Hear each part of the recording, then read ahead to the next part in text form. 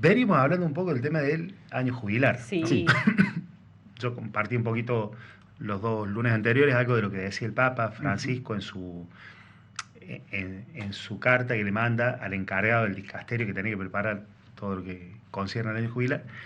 Y el lunes pasado alguien preguntaba, Llegaba bueno, una si se puede consulta. explicar qué es el año jubilar, de dónde viene eso, ¿no? Cierto. Porque el año jubilar que se celebra cada 50 años históricamente, cada 25 años en la iglesia,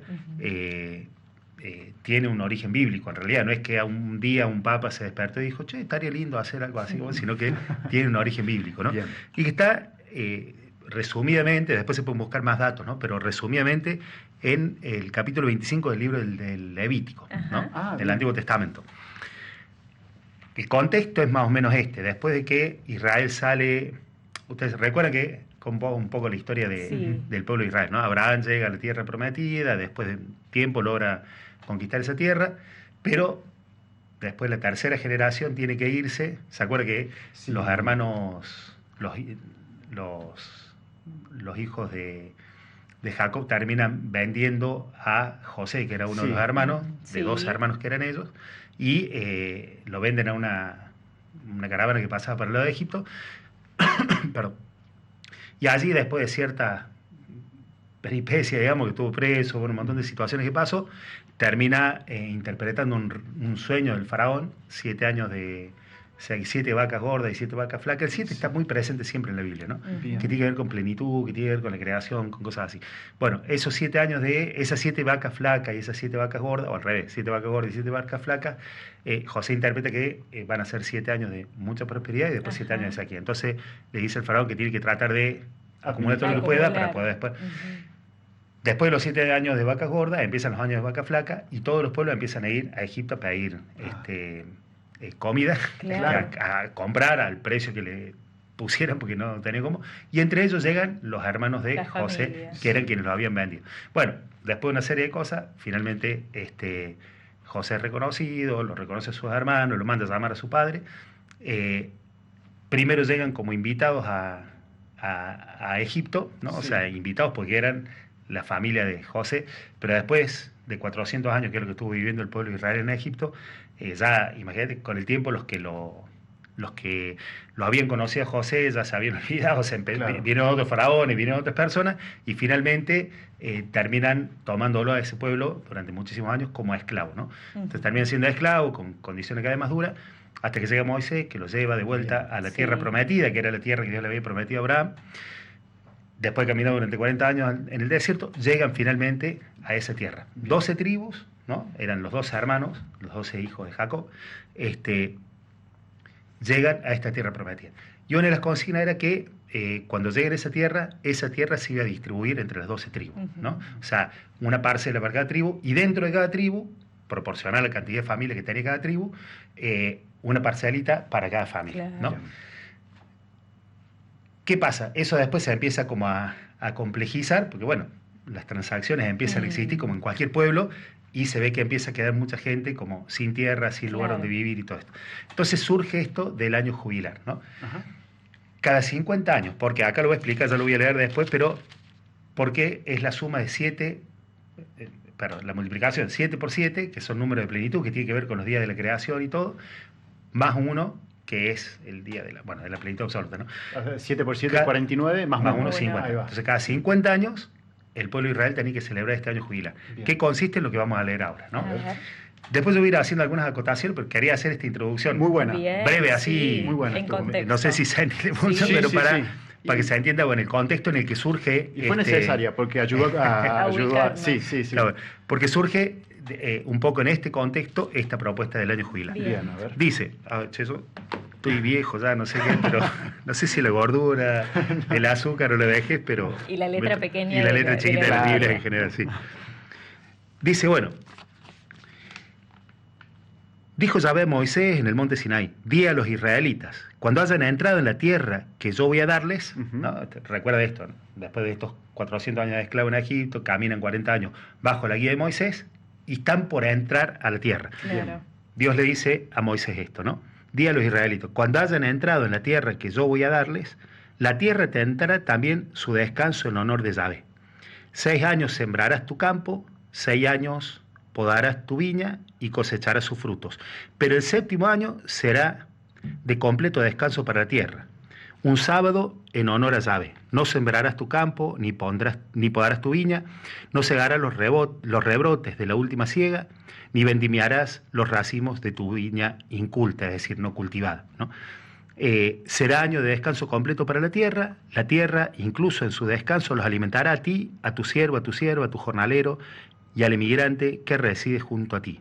Todo lo que produzca proporcionará alimento también a tus ganados y a los animales salvajes. Aquí estamos hablando de 7 años, ¿no? Bien. O sea, 6 años, que tiene que ver con a ver, insisto, el 7 está presente muy fuertemente en toda la Biblia, que tiene que ver con los 7 días de la creación. Dios creó todo en 6 días, el 7º día de descanso. El pueblo de Israel tenía que hacer eso, el Sabbat, que era el día sábado para ellos, que es como nuestro domingo. Bien. Nosotros tenemos el día feriado el domingo, porque el día del Señor, el día de la resurrección, en el pueblo de Israel era el sábado, el día sábado, que era el día en que Dios descansó después de haber creado todo. Que también tiene que ver con la necesidad del descanso humano, la necesidad del descanso de la tierra, de los animales, de todo, ¿no? Esta reconciliación universal de la que también nos habla Francisco muchas veces, ¿no? O sea, considerar también la tierra como un ser viviente, ¿no? Claro. Bueno, esto que pasaba en la semana, 6 días trabajará y el 7º descansará, pasaba en los años, ¿no? O sea, 6 años trabajará la tierra y el 7º la dejará descansar. Y después se propone esto, que es lo que vamos a leer más adelante, 7 por 7 trabajarás la tierra y un año completo descansar. O sea, tenemos un día por semana, un año cada 7 años, o sea, un día cada 7 días, un año cada 7 años, y después un año completo también, cada 49. 7 por 7. Se van ampliando los periodos. Claro. Mirá. La diferencia, y es lo que vamos a leer ahora, es que ese año sabático, cada 7 años, o sea, 6 se trabaja y 1 se deja descansar, era solo descansar la tierra. El último año de estos 7 por 7 ya era dejar descansar la tierra y dejar descansar las almas, podríamos decir. O sea, dar reposo a la sociedad, ¿no? O sea, que toda la sociedad puede reencontrarse, pueda volver a los orígenes, pueda volver a vivir en plenitud, ¿no? En el fondo sería un poquito eso.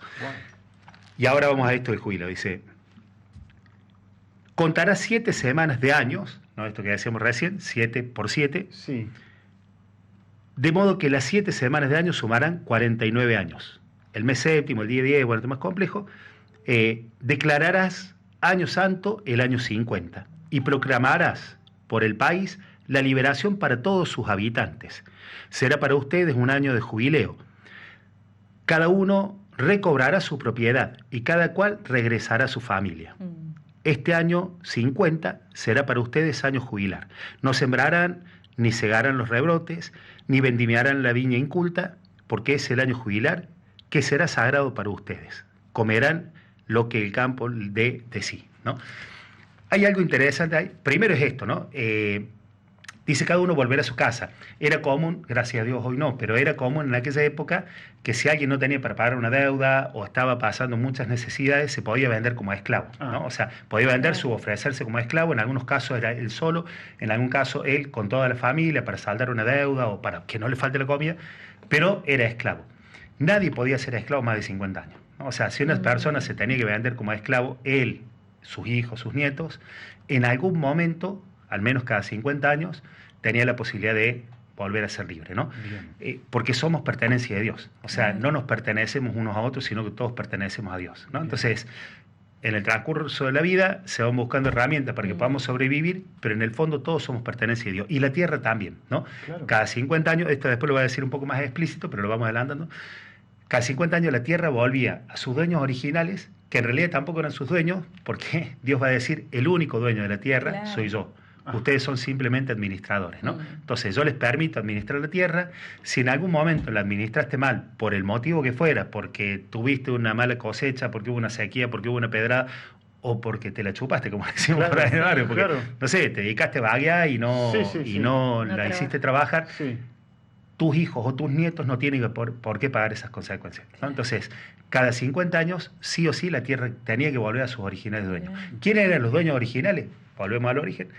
Estas 12 tribus, con sus familias cada una, entre las cuales se repartieron esas tierras, ¿no? Para las cuales Dios soñó toda esa tierra, ¿no? Entonces, La única propiedad privada, esto puede sonar medio conflictivo, ¿no? Pero digo, la única propiedad privada en el pueblo de Israel, que aparece por lo menos esbozada en esto, después se habla mucho de la propiedad privada, ¿no? Esto de si tu buey entra en el campo de tu prójimo, tendrás que pagar por el daño que hizo el buey, y el buey podrá morir porque es propiedad. Bueno, se habla muchas cosas de la propiedad privada, pero así, en términos de origen, digamos, la única propiedad privada que es absolutamente inviolable es la que necesita cada familia para vivir y trabajar. Después va a hacer una disquisición, va a decir, si la casa está dentro de la ciudad amurallada, que se supone que era la zona más cara, digamos, la zona más de lujo, esa casa no tendrá posibilidad de rescate, ¿no? Pero si la casa está en las aldeas de alrededor y en los lugares rurales, esa casa se podrá rescatar. En algunos casos, le daba 1 año para que se pueda rescatar esa casa. Y si no, se podía rescatar. ¿Qué significa rescatar? O que un pariente tuyo pague esa deuda por vos para que vos puedas volver ahí, o que vos juntes la plata o los bienes que necesitas para volver a recuperarla, y entonces en 1 año podías recuperar esa casa. Si pasaba ese año ya no la podías recuperar, pero en el jubileo sí o sí se tenía que devolver, ¿no? Entonces en algún momento esa propiedad, esa casa que te costó esfuerzo construir, vuelve a tu familia, ¿no? Insisto, si te fue mal, tuviste que hacer un mal negocio, mala suerte, pero no tienen por qué pagar todos tus descendientes por eso que vos no pudiste o no supiste hacer.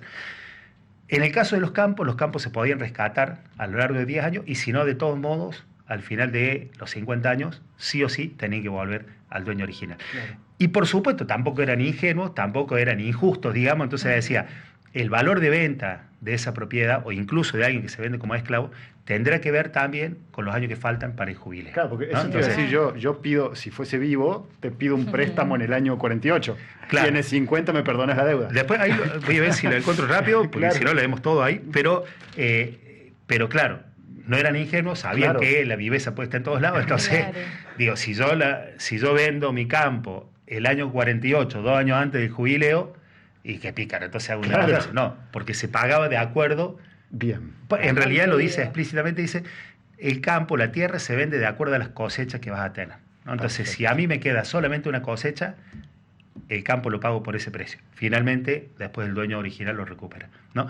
Wow. Es interesante el concepto porque no era ingenuo, tampoco se sabe si se llegó a cumplir plenamente nunca, ¿no? Muchos dicen que fue un ideal, una utopía, pero que nunca se cumplió. Otros dicen que sí, a media. De todos modos, no era tampoco tan irracional, porque vuelvo a decir, primero que tenía como concepto que la propiedad le pertenece solamente a Dios, y nosotros todos somos solamente administradores. Y las personas, no solamente la propiedad material, sino también las personas, somos hijos de Dios, las personas le pertenecemos a Dios, y todo lo demás, todos los demás somos administradores, incluso hasta de la propia vida, ¿no? Entonces, nadie se podía adueñar de eso. Sí podía administrar, porque somos administradores, entonces administrar por 1 año, por 5, por 10, por 50, pero los 50 tiene que volver al dueño original, que es a quien Dios se le confió en el momento que llegan a la tierra prometida. Y vuelvo a decir, para que no hayan tantas avivadas, si vos la comprabas y faltaba una cosecha, pagabas por una cosecha, ¿no? Para que ni el que la vende se aproveche del que la compra, ni el que la compra se aproveche del que la vende. Que haya un tratamiento de cierta justicia, ¿no? Entonces, cuando uno lo lee así nomás, primero puede parecer medio ingenuo, pero cuando uno empieza a ver después las cláusulas, no era ingenuo. O sea, la verdad que es un sistema que estaba muy bien armado, ¿no? Muy bien pensado. La tierra le pertenece a Dios, la vida le pertenece a Dios, solamente Él es el dueño y nosotros somos solo administradores.